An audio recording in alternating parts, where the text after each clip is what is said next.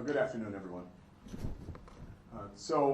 We're here today to discuss a very disappointing situation. We are committed, as you know, to transparency in our agency, and we want to maintain that transparency with our community. I'm announcing today that 2 Detroit police officers were arrested over the past couple days. Again, this is very disappointing for us. We have a very hard-working department, men and women that you all know put their lives on the line day in and day out for all of our safety. And certainly these independent off-duty acts are not representative of the hard-working men and women of our department. The alleged conduct is certainly disturbing. We are held to a higher standard, plain and simple, and these allegations are certainly disturbing. Both incidents occurred off-duty, and both incidents occurred outside the city of Detroit. They're separate incidents. They are not related in any way, and both are felony offenses.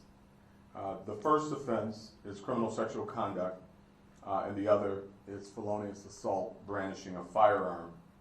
The criminal sexual conduct, we will be providing very limited information. Both of these, as I've indicated, occurred outside of our jurisdiction, but we're certainly going to be sensitive to the victim of the criminal sexual conduct and act accordingly. So we will not be able to go into specific details about that one.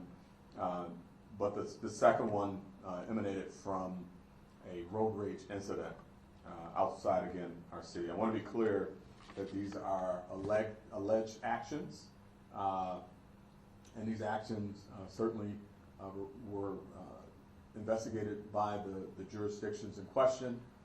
The warrants were submitted to the prosecutor's office for review, and the prosecutors returned a finding on those where they issue warrants on both of our members. I have reviewed the information that we've been provided.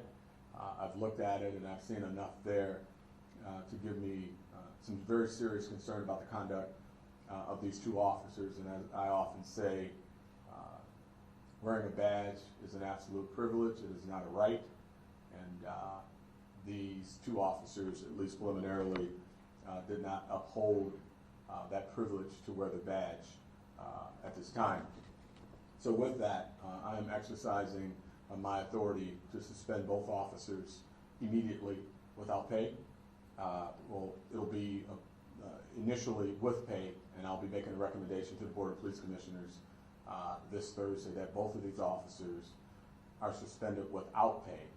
Again, I'll be exercising my authority to suspend both officers immediately with pay, with a recommendation to the board who convenes on this Thursday for a recommendation of suspension without pay. Commander McGinnis, who heads our professional standards unit, will come up and provide some very high-level information for you at this time. Thank you, Chief.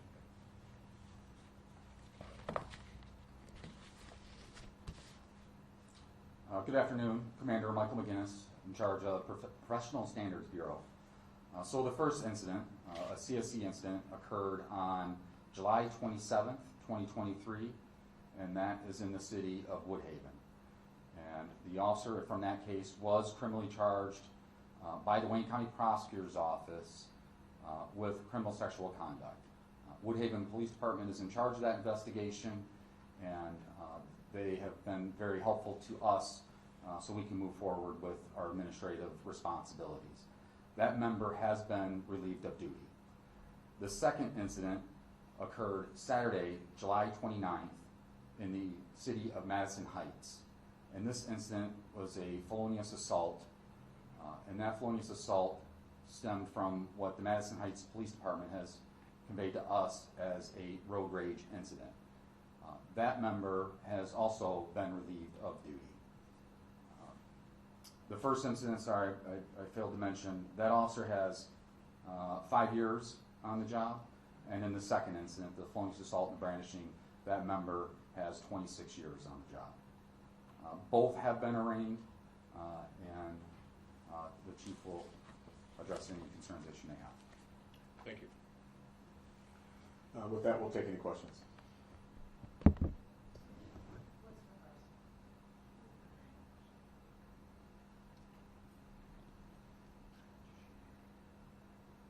I have a lot of questions. Camille Mary from Fox 2. Can you give us details? I know you said high level, and obviously you can protect the victim, but criminal sexual conduct, obviously very disturbing for a police officer to be charged with this. What can you tell us about those charges? Yeah, and as you can imagine, it's a very difficult case to discuss because of the victim involved, and my commitment is not to re-victimize the victim by putting too much information out, as well as to not compromise the case that the prosecutor has. So what we're focused here on today is transparency and the fact that it happened. With regards to the specifics involving it, I can only tell you that it was an action that occurred off duty, that there are no other victims involved in this. There's only one victim. This is not a predator situation. This isn't any members of the department nor City of Detroit residents are at risk. And this was a matter, again, that happened off duty in a confined location. And I really have to stay there with it. I apologize. So you can't say whether or not it was a minor or... It was not a minor. Thank you for that question. It was not a minor. This is an adult victim. And that's, I'm right there at it right now, so I'll stop there. Okay. The second one while I'm up here, felonious assault, you're talking about this being a road rage incident, which is on the freeway. What are the circumstances surrounding this that you can release to us? Yeah, the only thing I can tell you about that case, and again, they're both outside of our jurisdiction, so I'm sure that you all will be having contact soon with the respective jurisdictions. But this incident appears to be simply a road rage incident, well, not simply, but a unnecessarily a road rage incident where there was some type of altercation between the officer off duty in their personal vehicle, not in a police car, in a civilian attire, not in uniform, where there was an interaction with the other party, the victim in this case, and her weapon was pointed at the suspect or at the victim at that time. So female officer on the second one, Yes. male officer on the first. That's correct. What are their ranks, and are you going to be releasing any photographs or their identity? So the photographs will come from the jurisdictions with their arraignment photo. Once that's released, we will work on getting you our department media photo. I will authorize that release at that time. The first officer, and this is the CSC officer, is a member of our 3rd precinct, and he has 5 years on the job. The female officer, 26 years on the job, and a member of our tactical operations unit. And again, they have both been relieved of their duty.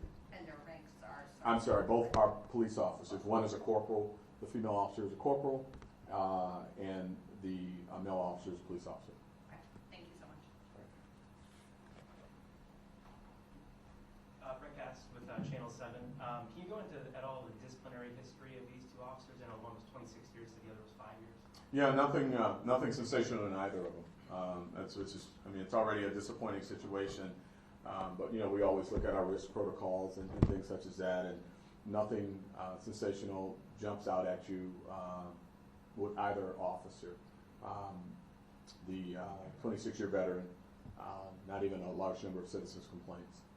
Gotcha. And in that incident, can you go into for the disciplinary, there was no shots fired, correct? No shots fired, not at all. And was there a physical assault at all? No, this was just, unfortunately a road rage incident, back and forth, and but no shots were fired and no physical altercation. No one, at least that I know of. Again, it's not our case. I don't have all the granular details, but no one left the vehicles and there was no physical assault. Gotcha. And then I know this was off duty in a personal car. Was it a personal firearm? It wasn't like a service weapon? Yeah, we're looking at that now. It was likely department issued, but I don't know, so it'd be responsible for me to confirm that. We'll know that in a few days once we get the reports.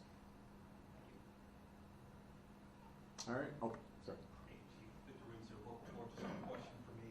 We know you guys want to be transparent and hold officers accountable, but with these two arrests that you guys have made, or with these two charges that have now been filed, what message does that send to the rest of the force as well as the community? Yeah, I mean, we're always going to be transparent. I mean, that's what this administration has been about. I'm going to be committed to it. It's tough. You know, we celebrate the great work of our officers. I've got 2,000 of the hardest working in the country, and I stand with that. But we have a situation here that we have to stand in front of and be transparent with the community and continue to earn their trust. And I was not going to let this, you know, get out without me getting in front of it and letting you all know where we stand. The message is, as it will always be, as long as I'm chief, that wearing this badge is an absolute privilege and it is not a right. And if you do anything outside of that privilege that compromises the integrity of this agency with this community, you give up that right or that privilege, and you will not have the right to wear this badge. And that's really that simple. Our officers, I don't have to pound that into our officers. You know, you see it day in and day out with these are some of the best in the country to ever do it. They know that, but we had two that have appeared, at least preliminarily, to step outside of our standards, and we're going to hold them accountable. Thank you all. All right, thank you.